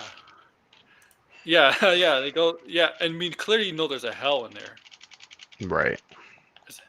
Um, yeah. Do they have some sort of judging? If you've been good, if you've been bad. Right. I guess trying to get into little religion there. Do they have stuff like that? Yeah. Adam and Barbara. I don't know. I mean, these things are all right there. I also feel strongly that the movie did not need Charles because every time they referenced him, it just reminded me of the horrible, immoral, illegal things that he did, which is why he can't be in the sequel. Like the claymation sequence was cute, but the whole time you're like, you're making me look at a guy who's an absolutely disgusting person. Like, I mean, she does have a point. Yeah, but you only see him once. But if Like, people in real, all honesty, you don't like you see his body walking around and like someone talking, if but like, somebody searches up, be like, why is they don't have the actual actor or the father? I mean, they may search it up. yeah, and then they'll see why he wasn't in it, and then they'll be like, okay, well that makes sense. Yeah. What the hell? What? I'm trying to get all the bots right, and Uh. I don't know what to do with this one here. By the way, Astrobot is a very good game. why are you I would say putting it's him in probably this game of the movie? year. Claymation, and Game any of the year, Astrobot, really? Yeah. This is a form. very good game. Even just hearing like what was supposed to be his voice. I didn't like it being just constantly brought up and put in there. I thought he could have died and moved on, just like the Maitlands apparently did. Yeah, I think that but would have been better. I mean, I did like the gang. Yeah. I mean, that kind of like, okay, she has a point there, but at the same time, I don't know. Like, they never really explain how they could just move on. Like, I wasn't a fan of that. I'm not a fan of this whole like moving on thing because how is it exactly? Is it you go on that train, the soul train to the great beyond, and then you disappear and that's it? So, Mm-hmm. so I don't know. I'm not like a fan of some of the explanations they gave. I feel like they were kind of more cop outs, It's if dark anything. humor. I think it's dark humor. I guess it's going to be dark humor. Can Agatha? Hold on, let me read his comment again. It Okay. says, wait, no, no, I wouldn't say they're campy because this is the thing, right? The reason why I would say Marvel is not campy is because campy means that you kind of don't acknowledge how silly and ridiculous it is. What Marvel does is if they have a silly moment, it is underplayed by everybody acknowledges how stupid that is, and that's the joke, right? It's not that these movies are or shows are campy. Uh, they're really kind of like the opposite of camp. Like camp is just you're kind of being, well, let me give you the definitive definition of camp. Because it's like camp, it's almost like you're like you don't really acknowledge how silly it is. You just go along with the flow. Mm-hmm. So, but let me give you a official definition. Hold on, I gotta pull up my laptop here.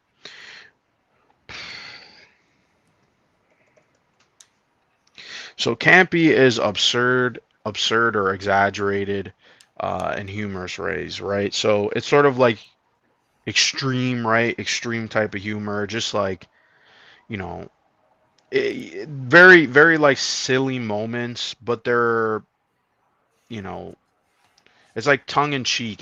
You're not supposed to take, it's not supposed to be No. serious and it's not supposed to be acknowledged. It's just very silly and that's just how it is, right? Marvel, I would say, does not do that. Marvel is not very silly, right? I know people always say, oh, Marvel Yo, is always about Degrassi. jokes. Oh, what's up, Yeah. Degrassi? Marvel's always about jokes and stuff. I wouldn't say Marvel is campy. No, I wouldn't really say that.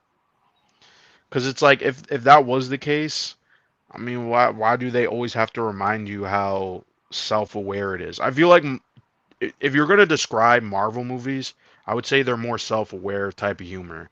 They're always making a joke about how silly the characters' names are, right? It's almost like they're in on the joke. It's like, Mhm. haha, the guy's name's Ant-Man. Could you believe that? That's You know what's stupid. Like, you know what's campy? Batman, Robin, and Batman Forever.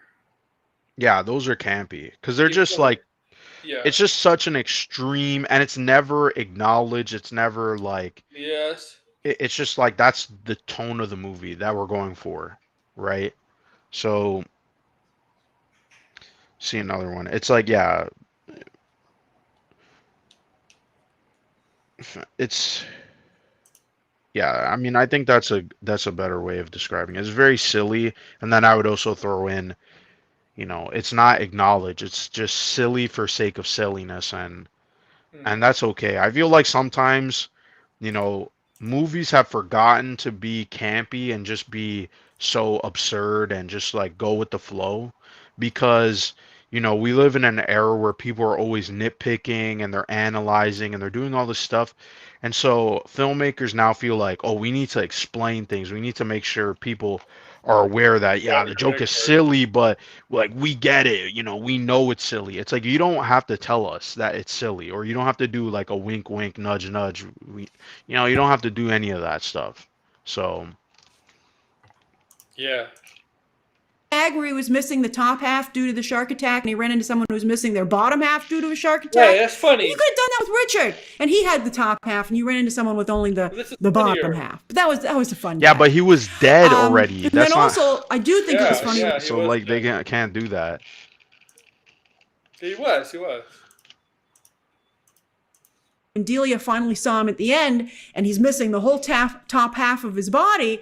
But Delia is like, "Oh, Charles, did you see what happened to me?" And she just has this little cute little snake bite. It was such a Delia thing to do. Yeah, it was. But now they could have done it with somebody else somehow. It wasn't worth the constant Jeffrey Jones references. You're like, why do you keep bringing this guy up? He's horrible. We just got to do away with him. They weren't bringing up Jeffrey Jones. They were bringing up the. Yeah, they were bringing up the dad, not really him. Yeah. I mean, he plays the character like I get it, but it's like I feel like it was done in a way where it's like we're not going to bring back the actor, but we're gonna still have to explain because the thing is, it's like what he did was, yeah, it was terrible, but at the same time, it's like he was like he did have I won't say major part of the first movie, but he did have a significant part, right? Where he was kind of like oblivious and like he was kind of like the stupid dad, right? But I don't know, like, because the thing is, it's like I feel like they should have done something with Alec Baldwin then, if this is the case, right? It's like, like those were the main characters of the first movie, and they're kind of just gone. They're where did they go? I mean, like, the explanation doesn't really check out.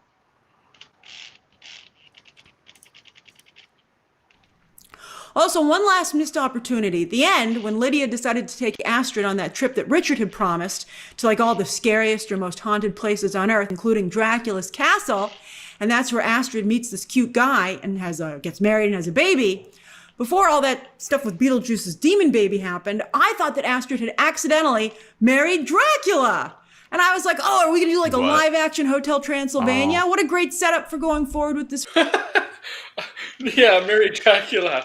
That would have been hilarious, though. Beetlejuice, I need you to save my daughter from Dracula. Yeah, but would that even make any sense? I mean, Dracula's not dead. I mean, he's immortal, right? Unless some Like, people send him. Like, he would have to be dead for this to even make sense, but I don't know about that. I don't know about that idea. No offense. Franchise, like those Dietz ladies, indeed. First Beetlejuice and the undead, and now Dracula's going to come into the mix. I thought that would have been fun, but no, they just got so distracted with the callback to the Beetlejuice demon baby. Again, missed opportunity. Now, while the script is a mess, the movie is so rich in atmosphere that it's a wonderful distraction. You're like, what a mess, but what a beautiful movie. It's just so incredibly well crafted production-wise from top to bottom, and also costume and makeup. The town in Connecticut looked... The costume was nice. I'll give him... Yeah, I liked all the stuff in it. It fit the original, but again, it had the campiness of it. It wasn't like we're gonna be super detailed about it, right? But I know people are gonna complain about little things like that because it's like, there's like I said, it feels like movies. I really don't like this idea that movies all need to be the same. They all need to be made the same way. They all need to feel aesthetically the same attention to detail. It's like, like it really depends on the story that you're trying to tell and Yeah, the for me. tone and everything. Like, what's up, Anthony? That is a weird idea sideways. Like, I don't really get the whole like Dracula thing, but it was just her opinion, I guess we could say. Typical Grace Law. But Yeah, that's why we typical lo- but Grace. that's why we love Grace here. Oh yeah. Because if not, we wouldn't be sitting here for 3 hours. Yep. Looks amazing. I love the opening credit sequence flying through the town at night with the Yeah. streets just wet from having just Yeah. recently rained. Also, because that's how you film better at night. You wet everything down. It's a filming trick. But then slowly going, it starts out as the real town, but then also eventually it's a model with like the model cows on the hill. I thought that was great. And the whole time, Danny Elfman's iconic score, but plussed somehow. You're like, how is this even better? You didn't think you could improve on the first score, but you would apparently be wrong because this score is even better. I just thought that was an incredible opening. I was like, oh man. And then also the Maitland house, just as we remembered it, inside and out. They did a wonderful job recreating again. it. And Oh, I creating do the have spaces. one thing I And got to say about that. Why was the house not the same from when it was renovated? Oh. Because they renovated the top part and I think the side part too. It had like all these weird designs. Because remember, they were using the roof as like it was kind of like, I don't know what you would call it. It was almost like a deck, but it was on the roof. And it had, the husband and the wife were there and they were talking. They had all these like weird ideas and stuff. But like that was like completely removed to have the old aesthetic look. And then inside it was a modern look, which also was weird too because it's like that doesn't necessarily fit um their how they were dressed or the home decor of the first movie. That's another, I'll say that's like my nitpick, I guess. Is like I didn't really believe that it was like their house again. It was like, okay, this looks pretty like classic old house when it really should have been a little bit more done up and more modernized or artsy, right, to fit with um the type of people they are. Like it made sense for the attic to not be touched. I believe that because they had that experience, so it makes sense.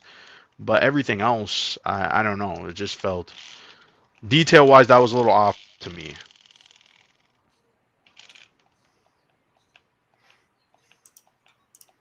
they turned it out, but it turned out so well. It was a good mix of the bones of the. I watch a lot of real estate.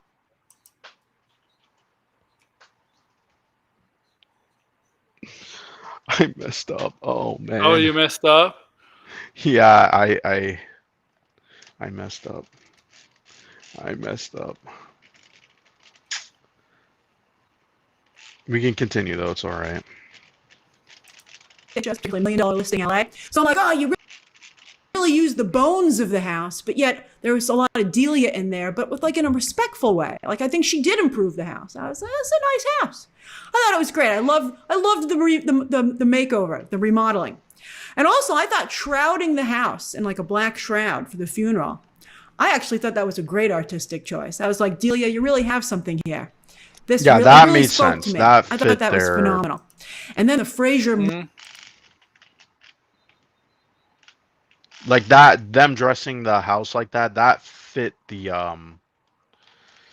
what do you would call it, like their artsy kind of like weirdness, right, from the first movie. Ooh. What happened now? Oh, it froze.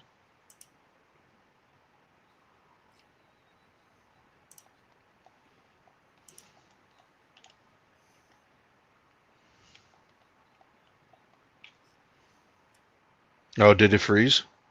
What Did happened? it freeze? No, it didn't freeze. Murder House. No, Oh, I it thought your looked so game great. It was froze. both cozy and really No, creepy at the no. same time. I thought that was really well done. I was like, oh, this is so Halloween it.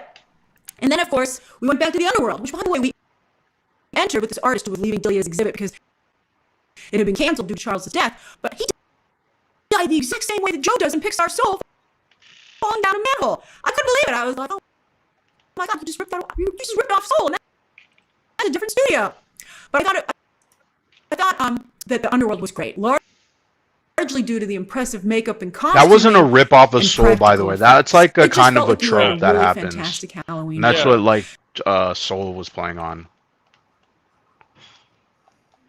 That wasn't like their original idea. Like someone fell down a sewage drain and died. That's not a. I'm 100% certain that was a trope. If not, I would be blown away because I feel like I've seen that somewhere else.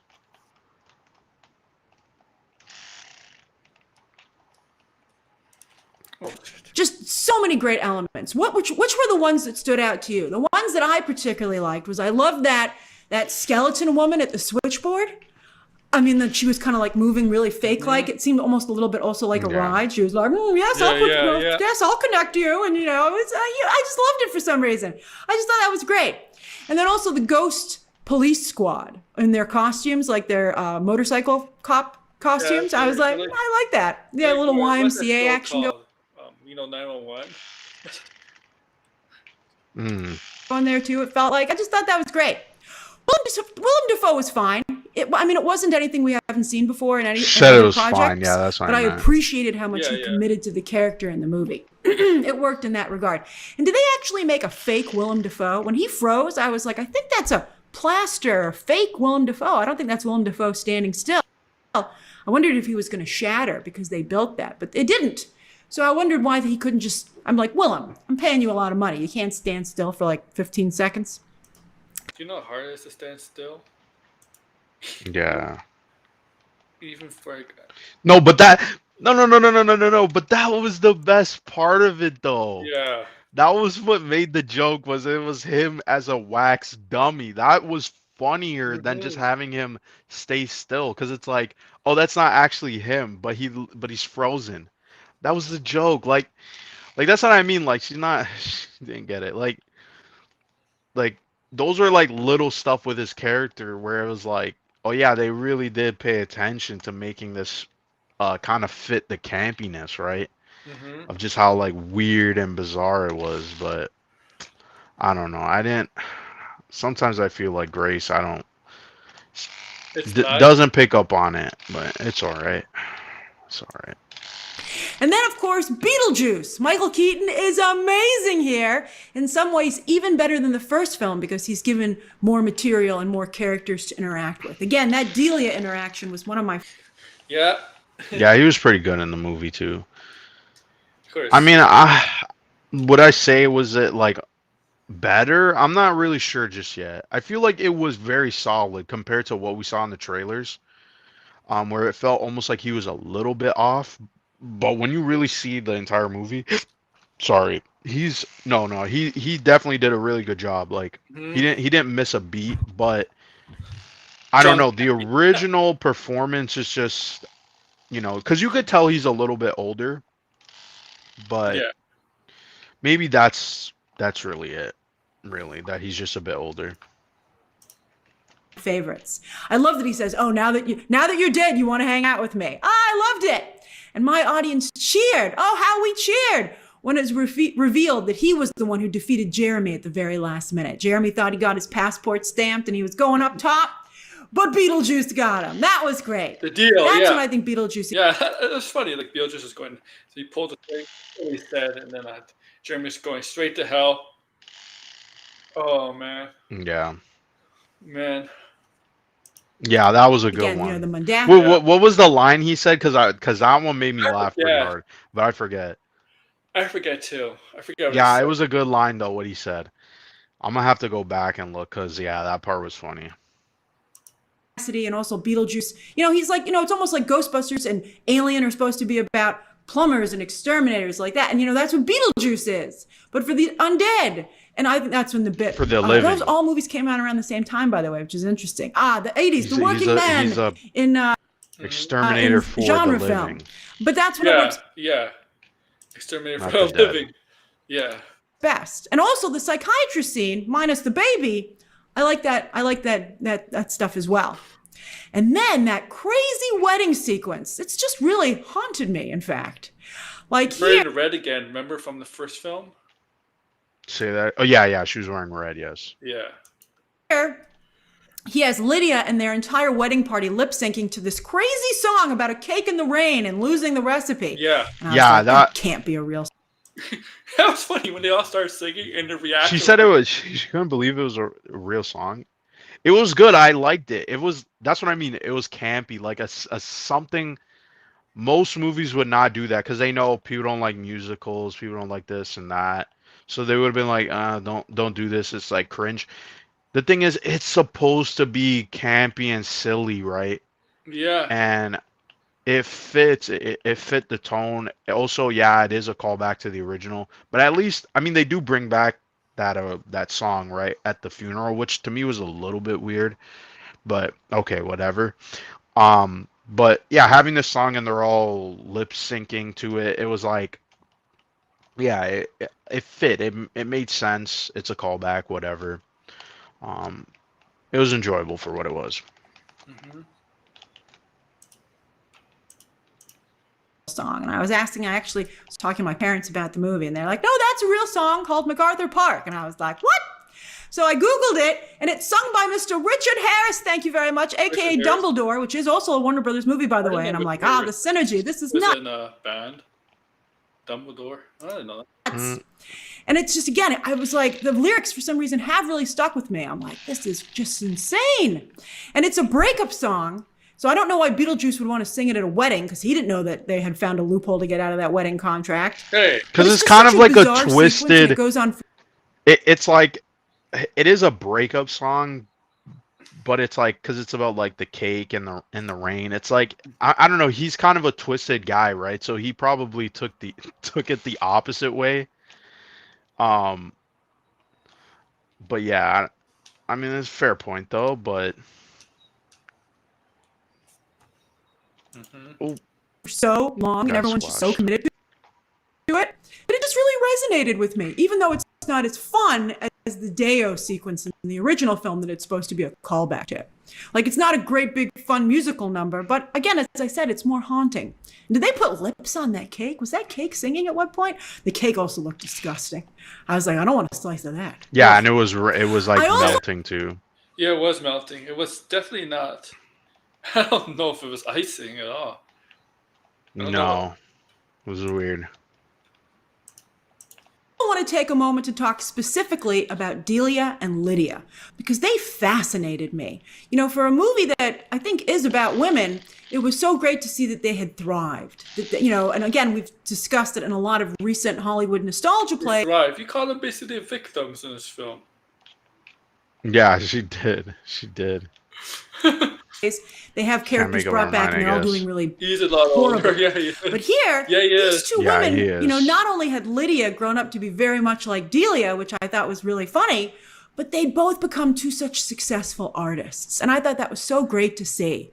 And I thought both of their art both spoke to me. Lydia's show, I thought it was fantastic. I thought the set on the soundstage was amazing. Not only recreating... Grace likes ghost shows. Can you imagine Grace running off as a ghost haunting everybody? Ooh. Oh, man. Well, I'm sure Finbar would like that. Finbar? Oh, he would definitely love it. So! Instead of boo. So! Yeah. Oh, man.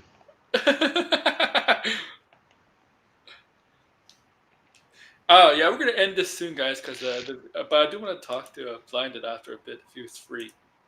Yeah, I am free. Okay. The Maitland's attic, but all the stars they had around the set. I was like, that's a great set. And, you know, I liked that Lydia... How come I'm not on your set, Grace? Invite me to your set. We can do a stream together, me and you. Damn, now you see Aaron's trying to get some too. Crazy. Had become a medium, but she was such a nice girl who had wanted to help the Maitlands and people. I'm surprised she didn't continue wanting to help people, but instead had come to view it as a burden, and that she was just being manipulated by her boyfriend/manager to do this. Yeah, she's not like the Warrens from the Conjuring, where they go out and exorcise demons or like exorcise ghosts, stuff like that. They do their investigations and they exorcise them. She's not like that. She has her own show. Yeah, they're not like the Warrens. Which show, but in fact, she just wanted to take pills to make her abilities go away. It was so sad. No, she wanted to take pills so she can see Beetlejuice. Like, well, because, I mean, yeah, I mean, I'm sure that was also the case too, but she took the pills to not see the ghosts as well. Yeah, that's true, yeah. And he forced her, and Worry forced her off of it. That little asshole. See, don't trust any man with a ponytail like that. Sorry, like. It's like Lydia, when we first met her, would have loved this for herself. You know, that she would be someone who would commune with the dead and help them, and you know, and be that bridge. The fact that she had come to see it as a burden was not only sad, but totally unexplained. But Grace, remember, she had to do another segment that she didn't do because she got a call about her father passing away. Remember, they said that they were supposed to tape another segment. They had 2 shows. Yeah. So you don't know what the plan was for the whole show, for the whole show being taped. So you can't really say that. You don't know. Maybe she did. I don't know. Maybe she did investigate. I don't know. We don't know. Right. All we know is that they were taping 2 shows, and she was supposed to do another segment, but she couldn't because she got the call from her mother or text from her mother that her father passed away. Mm-hmm.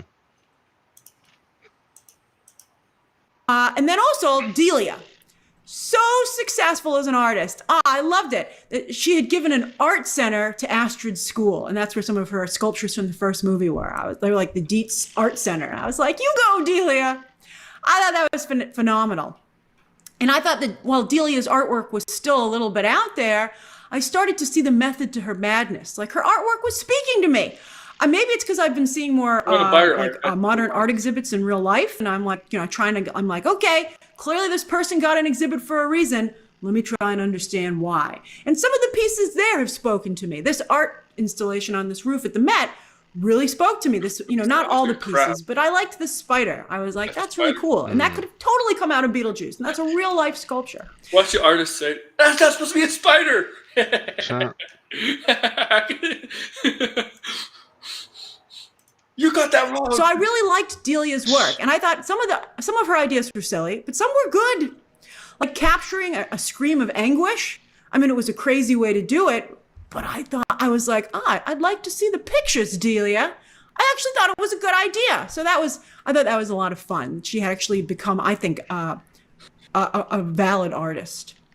But those asps, the snake that killed Cleopatra, of course, so Delia.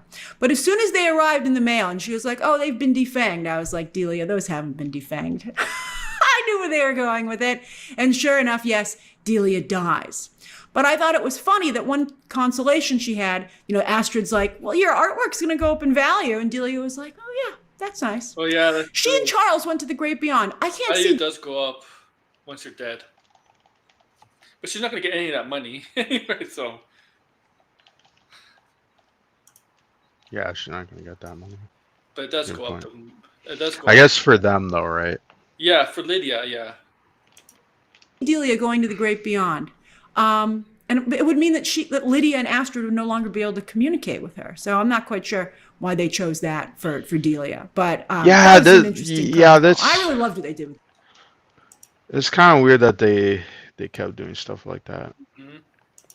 Delia. It's like all these Finally, characters Monica could still be Bellucci around. and Beetlejuice's backstory. Yeah, to be honest, I don't need to know Beetlejuice's origin story. I don't know if you could ever come up with something that would be satisfying, considering how bigger than life. I really never thought about either, but then you have to bring in the wife in the picture. You kind of like it explains how the. I mean, it would be interesting, but I don't think what they did, like personally, I think him being a grave robber, I don't know. I thought he would have been something else to explain some of his like personalities or to give him like an interesting death.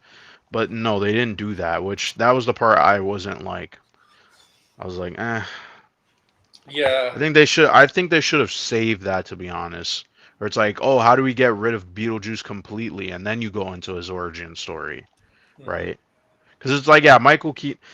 I mean, like, are they like okay? Let's say like 20 years, 40 years down the line, would they ever reboot this franchise again? I don't think so. I feel like it's too Tim Burton, and a lot of the people involved in it are you can't really replace them, and why would you? I guess, yeah, to make money, of course, but besides that, it just feels like, eh. So why not just have like a third movie where you do kill off Beetlejuice, or maybe in a way that feels satisfying, right? Because again, he is an antagonist, right? But I mean, he is the main star of the show. So if you were to kill him off, that's pretty much the end. Yeah. Is. I wish that he had just met Dolores when they were both already dead, to be honest with you. I mean, she's stunning. I mean, Beetlejuice hits on everything. Yeah. You know, you think he wouldn't be going after Dolores? You know, I mean, like, but I don't need really this to wasn't be into him, me. though, right? Like she was using him. She seduced him. She was just a soul sucker. That's why she's so hot, and they're together, right? Yeah. I see Beetlejuice. I see Dolores. I go, oh yeah.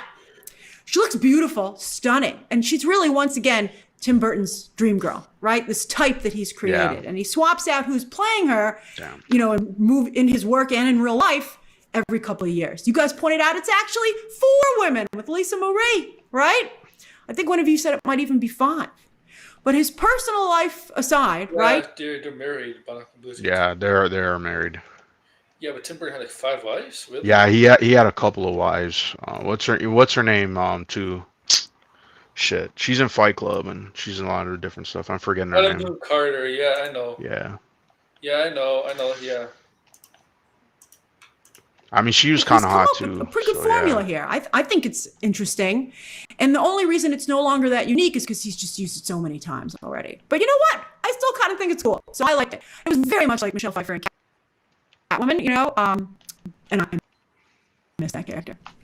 And I actually love doing Beetlejuice at Dolores up with Rory. I don't see how this like Michelle Pfeiffer's Catwoman. Where? I don't see the comparison. Say that again. What? Interesting. And the only reason it's no longer that unique is because he's just used it so many times already. But you know what? I still kind of think it's cool. So I liked it. It was very much like Michelle Pfeiffer and Catwoman, you know, and I miss that character. And I actually loved it when Beetlejuice set Dolores up with Rory. And I mean, not only do they make an amazing couple, I was like, yes, couple goals. They're perfect for each other. Good work, Beetlejuice. But I love the t-shirt, you know, when Beetlejuice snapped his fingers and Rory's shirt came off to reveal a t-shirt underneath that said, I heart Dolores. It was hilarious, not only because it was good sight gag, but also because Dolores was like, do you? Like, it worked. Dolores fell for it. She was like, oh, okay, fan club. I thought that was great. She was a little Veronica Lodgy. I thought that was fantastic. I hope that sandworm didn't kill them, but Beetlejuice survived a sandworm in the first movie. So I like their odds. But Rory's a human, man. I'm pretty sure Sandworm killed him. No, she is right though. Beetlejuice did survive. No, but Rory is a human. He's not dead. He was a human, so Sandworm ate him. Oh well, he's dead now. Yeah, that's my point. That he was human. Yeah, he was human. Yeah, he would have probably died from that, but then he would have just come back alive, right? Or, well, you know what I mean, as a ghost. Yeah. So that's my spoiler review of Beetlejuice 2. A mess of a script, but still a really charming movie. Great for Halloween. So atmospheric. Very funny. A lot of reviewers that are positive on this film say this actually thing is a mess of a script. Yeah. I mean, it's fine. Really like, particularly bad. Yeah. Like, the movie, like, yeah, I think for what it was, I mean, I think what she said was right. As a legacy sequel, I think it's definitely by far the best. And I think it was entertaining. It kept the same tone, but yeah, it was still somewhat different. But at the same time, you still got the callbacks and all that stuff. Mm-hmm. So I don't know. It was entertaining. It was fine. Like, so it wasn't the worst thing ever. Um, and honestly, I wasn't expecting this to be like some masterpiece, right? Like the first Beetlejuice is just so good, but I wouldn't say it's like, it is a movie I do like for sure, but I don't know how I would like put it, you know what I mean? Like, Yeah. Sad about what happened to Lydia. She's, she went from being the heart of the first film to being like someone really sad. It was just so sad. It was not sad really. to I see all don't this really agree fun with that. chaos going on. And then in the middle of it, or actually not in the middle of it, on the outskirts of it, you see someone who's kind of their soul has been destroyed. And you're like, why isn't anybody helping Lydia? It was just very sad to see. When in the first movie and in the animated series, she was the life of the party. She was leading the charge. So to see that happen to Lydia was really sad. To think, when you I don't know. like, I knew you as a I little feel like girl, this is and I know what happened to you as an adult, and it was sad. All right, so what did you think? This is the spoiler. it's like it's weird. Like I wouldn't say that at all. Like that it was sad or whatever. Like I think that's a bit of a reach. It never comes across like that too. You know what I mean? So I don't think it was It's weird or weird. sad. It wasn't sad at all. I just don't no. think she likes. I think she just saw the sorry. I think she saw like the themes and how like I guess touchy it was, and she felt, and I feel like she maybe read too much into it without Yeah, realizing, hey, like don't take this super serious, but at the same time we are going to play she on did. these ideas. And yeah, because it's like you don't walk out of the movie and feel like, oh yeah, like I'm kind of like offended, right? It's just I feel like that's just her. I feel like Grace tends to do this a lot instead of it being like, um, oh yeah, like this is representative of, you know, the idea that they're going for like manipulation or abuse, that what she's Hmm. saying, like it's somehow like s- some endorsement, or they didn't really do it well, even though again that's kind of not the point of the movie, and the movie never presents itself as being like, yeah, this character and what she went through, it's like, oh yeah, you feel like, yeah, it's sad or whatever. I mean, it's just supposed to be there for like, hey, this is to fit with this darker subject matter and what people go through, because that is what the first movie does. It touches on all these darker uh parts of life and death, and you know but I don't know, she just I feel like sometimes Grace reads into too much, and then she gets offended when it's not done to her liking, right? When it's really, you know, you can be offended, but at the same time, don't like take it too serious. You know what I mean? It's a movie. It's really just for entertainment value, and it's not like it's some Oscar bait winning movie where it's like, okay, we're gonna touch on all these dark subject matters and present them in serious ways and actually go in depth with this stuff. That's not Yeah, the point of the movie at all. So I don't know. That's my only like gripe with Grace, is she just reads into things and then gets offended when you don't really need to get offended at this stuff. You know. yeah, I mean, Grace is one of those people too where I don't think she's in. I think she believes you can't, uh, or yeah, you can't joke about everything. Like some things are just off the table, but I don't really agree with that. oh, I could hear the game in the background. Yeah, what do you guys Oh, think, you guys? can? How? Little bit, I hear your buttons. I just hear your Oh, the mashing. buttons, yeah. Your mashing. What do you guys think of this? Because I Video? got headphones on. Yeah.